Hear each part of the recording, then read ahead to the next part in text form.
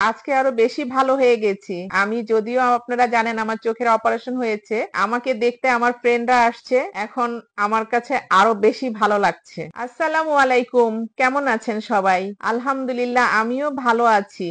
সবার জীবনে প্রিয় কিছু মানুষ থাকে, যেমন ভালো কোনো বন্ধু। আমার জীবনে আমার অনেক ভালো বন্ধু আছে এবং সেই ভালো বন্ধুরাই আজকে আমি অসুস্থ, চোখ অপারেশন হয়ে আমি বাসায় এসেছি, আজকে তারা আমাকে দেখতে এসেছে। এই দেখেন আমার দুই ফ্রেন্ড, তারা বসে আছে আমার সাথে গল্প করছে। আমাকে কি দেখলে মনে হয় আমি অসুস্থ? দেখলে মোটেই মনে হয় না, কারণ এখন আমি পুরোপুরি সুস্থ।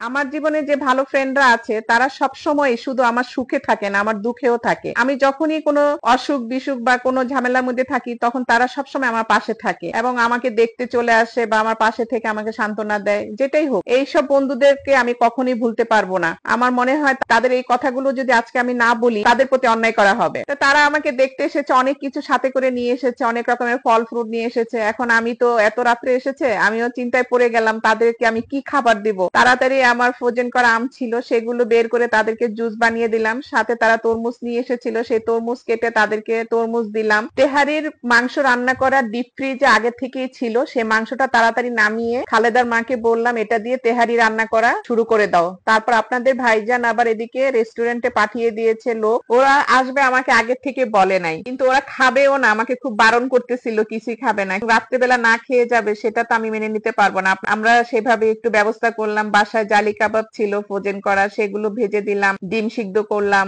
আর আমাদের তো দুপুরে তরকারি অনেকগুলো আছেই। বন্ধুরা যখন বাসায় আসে তখন সত্যি এক অন্যরকম আনন্দ হয়। তাদের সঙ্গে গল্প, হেসে খেলে সময় কাটানো, পুরনো স্মৃতিচারণ বা নতুন কিছু পরিকল্পনা, এসব আড্ডা যেন মনের খোরাক হয়ে যায়। চা নাস্তা এবং হালকা কিছু খাবার দাবার, এগুলো প্রাণ খোলা আড্ডা, এই জিনিসগুলো জীবনের সবচেয়ে মধুর মুহূর্ত হয়ে থাকে। তখন আমার কাছে মনে হয় চারপাশের আনন্দ হাওয়া বয়ে যায়। প্রতিদিনের এই একঘেয়েমি মুহূর্তগুলো যেন এক লাফে দূর হয়ে যায়। কেউ হাসে, কেউ বা মজার গল্প বলে, কেউ বা হঠাৎ করে গানের সুর তোলে, সব যেন উড়ে যায় মুহূর্তে।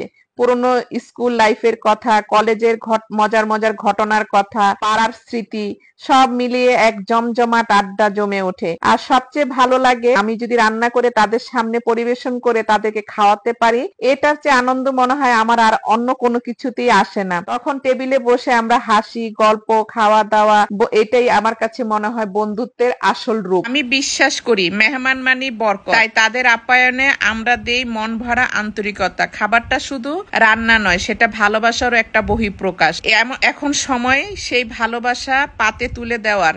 তাই তো ডিনার খেতে বসিয়ে দিলাম সবাইকে। ওরা এখন চলে যাবে আমার আমার বাসা থেকে। ওদের সাথে এই সময়টা আমার খুব ভালো কেটেছে, এই স্মৃতিগুলো আমার অন্তরে চিরদিন থাকবে। এখন এই চলে যাওয়ার আগ মুহূর্তে ওদের উদ্দেশ্যে আমি একটা কবিতা শোনাতে চাই। সেই কবিতাটা হলো, চলতে চলতে পথ আলাদা হয়, তবু মন বলে বন্ধু কখনো ফুরোয় না। বিদায় বলে কিন্তু হৃদয় রেখেছি তোদের, আবার দেখা হবে এই আশা রাখি অন্তরে। আমার কাছে মনে হয় বন্ধুত্বর কোনো শেষ নেই, দূরত্ব তো শুধু শরীরের, মনে নয়। আবার দেখা হবে হয়তো আরো সুন্দর কোনো দিনে। বিদায় বলাটা কঠিন, কিন্তু একসাথে কাটানো সময়গুলো কখনো ভুলবো না আমি। জীবনের প্রতিটি অধ্যায় তোমাদের জন্য রইল আমার শুভকামনা। তার মধ্যে খাওয়া দাওয়া শেষ, এখন যাওয়ার পালা।